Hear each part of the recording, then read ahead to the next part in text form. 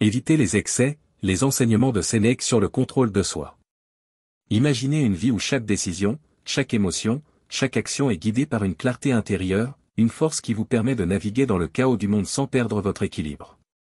Cette idée, bien qu'elle puisse sembler idéale, n'est pas une utopie inaccessible. Elle repose sur des principes intemporels, ceux que Sénèque, le philosophe stoïcien, a développés il y a des siècles.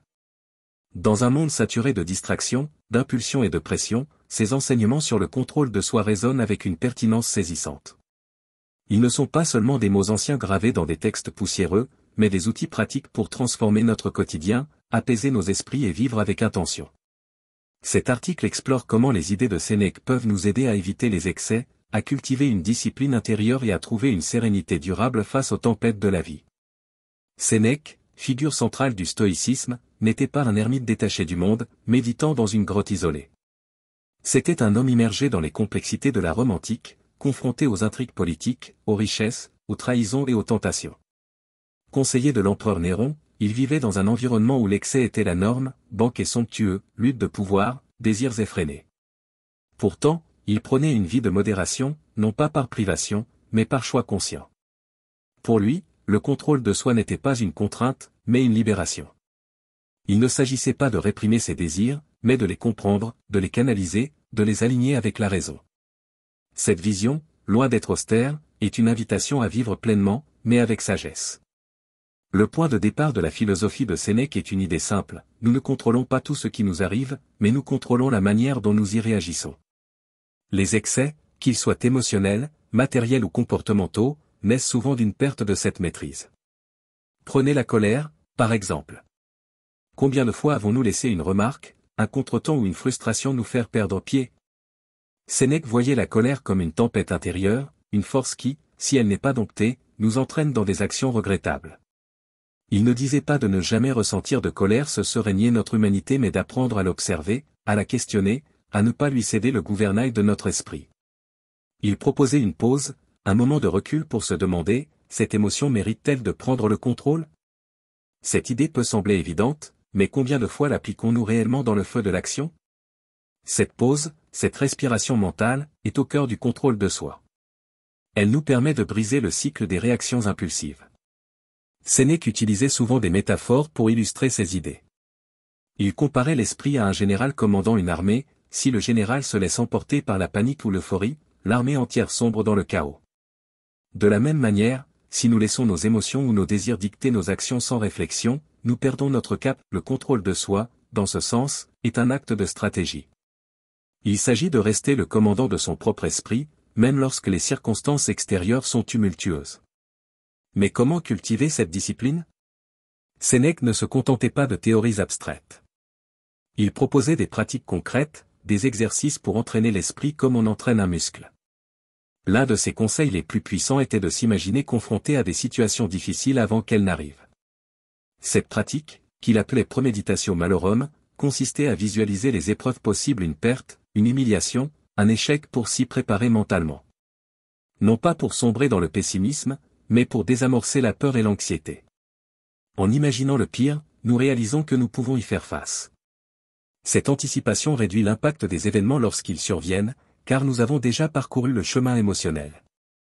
C'est une forme de vaccination mentale contre les excès de panique ou de désespoir. Cette pratique peut sembler sombre, mais elle est libératrice.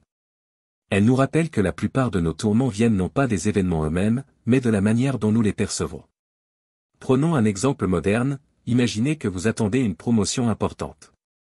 Vous y pensez sans cesse, vous vous projetez dans ce succès, et soudain, on vous annonce que quelqu'un d'autre a été choisi. La déception peut vous submerger, vous pousser à ruminer, à vous laisser envahir par l'amertume. Sénèque dirait, pourquoi ne pas avoir envisagé cette possibilité avant? Non pour vous décourager, mais pour vous préparer à accepter l'issue, quelle qu'elle soit, avec calme. En anticipant, vous ne supprimez pas l'émotion, mais vous en diminuez l'intensité. Vous restez maître de vous-même, plutôt que d'être esclave d'une attente brisée. Sénèque appliquait ce même principe au désir matériel. À Rome, l'opulence était un piège constant. Les richesses, les plaisirs, les honneurs étaient partout, et il était facile de s'y perdre. Sénèque, bien qu'il ait lui-même vécu dans l'aisance, mettait en garde contre l'attachement excessif aux biens extérieurs. Il ne prenait pas une vie d'ascète, mais une relation saine avec les possessions. Pour lui, l'excès naît lorsque nous plaçons notre bonheur dans des choses que nous ne contrôlons pas, la richesse, la gloire, le pouvoir. Ces choses, disait-il, sont éphémères, soumises aux caprices de la fortune. Si nous en faisons la base de notre satisfaction, nous nous condamnons à une vie d'insécurité, toujours à la merci de ce qui peut nous être enlevé. Au lieu de cela, Sénèque proposait de cultiver des richesses intérieures, la vertu, la sagesse, la sérénité. Ces trésors ne peuvent être volés, ni par la malchance, ni par autrui. Cela ne signifie pas rejeter les plaisirs ou les biens matériels, mais les apprécier sans en dépendre. Un bon repas, une belle maison, une réussite professionnelle, tout cela peut être savouré, mais ne doit pas devenir une nécessité. Cette distinction est cruciale. Combien de fois poursuivons-nous des objectifs matériels en pensant qu'ils nous rendront heureux, pour découvrir qu'une fois atteints, ils ne comblent pas le vide intérieur? Sénèque nous invite à inverser cette logique, trouver d'abord la paix en nous-mêmes, et ensuite profiter des plaisirs du monde sans en être esclave. Ce détachement, loin d'être froid ou indifférent, est une forme de liberté. Il nous permet de vivre pleinement dans l'instant, sans être enchaîné par le passé ou anxieux face à l'avenir. Sénèque insistait beaucoup sur l'importance du présent. Il observait que nous passons trop de temps à regretter ce qui a été ou à craindre ce qui pourrait être, gaspillant ainsi le seul moment que nous possédons réellement, maintenant. Cette idée est d'une simplicité désarmante, mais d'une puissance transformative. En nous concentrant sur le présent, nous évitons les excès d'inquiétude ou de nostalgie. Nous apprenons à savourer ce qui est, plutôt que de courir après ce qui pourrait être. Pour mettre cette idée en pratique, Sénèque suggérait de réfléchir chaque soir sur la journée écoulée. Cet exercice d'auto-examen consistait à passer en revue ses actions, ses pensées, ses réactions, non pour se juger durement, mais pour s'améliorer. Ai-je cédé à la colère aujourd'hui? Ai-je poursuivi un désir futile? Ai-je agi avec justice et bienveillance? Cette réflexion quotidienne renforce la conscience de soi, un pilier du contrôle de soi. Elle nous aide à repérer les moments où nous nous laissons emporter par des excès, qu'il s'agisse d'émotions, de paroles ou de comportements, et à corriger le tir progressivement. L'un des aspects les plus fascinants de la pensée de Sénèque est sa capacité à rendre la philosophie accessible. Il n'écrivait pas pour des érudits, mais pour des gens ordinaires, confrontés aux mêmes luttes que nous, la peur, la tentation, le doute. Ses lettres, souvent adressées à son ami Lucilius, sont comme des conversations intimes, pleines de conseils pratiques et d'encouragement. Il ne prétendait pas être parfait. Au contraire, il admettait ses propres faiblesses, ce qui rend ses enseignements d'autant plus humains. Il comprenait que le contrôle de soi est un travail constant, un chemin plutôt qu'une destination. Ce chemin passe aussi par la compréhension de nos limites. Sénèque soulignait que nous sommes des êtres finis, avec un temps limité sur cette terre. Cette réalité, loin d'être déprimante, peut être une source de motivation. Si notre temps est précieux, pourquoi le gaspiller dans des excès qui ne nous apportent rien de durable? Pourquoi s'encombrer l'esprit de rancune, de désirs insatiables ou d'inquiétudes inutiles?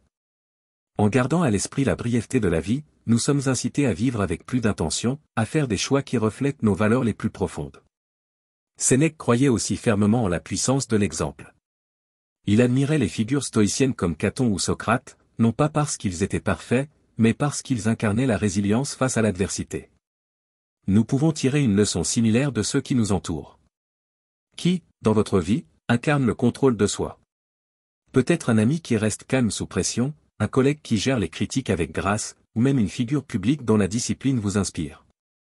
Observer ces exemples peut nous motiver à imiter leurs qualités, non pas pour les surpasser, mais pour nous rapprocher de notre propre idéal.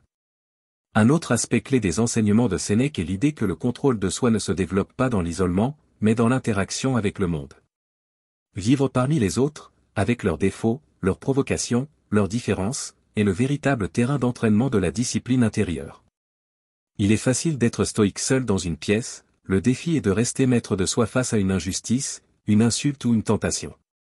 Sénèque nous encourage à voir ces moments comme des opportunités, des tests pour renforcer notre caractère. La prochaine fois que quelqu'un vous coupe la parole ou vous agace, essayez de voir cela comme une chance d'exercer votre patience, de pratiquer la bienveillance, de prouver à vous-même que vous pouvez rester ancré. Cette approche transforme les défis quotidiens en leçons.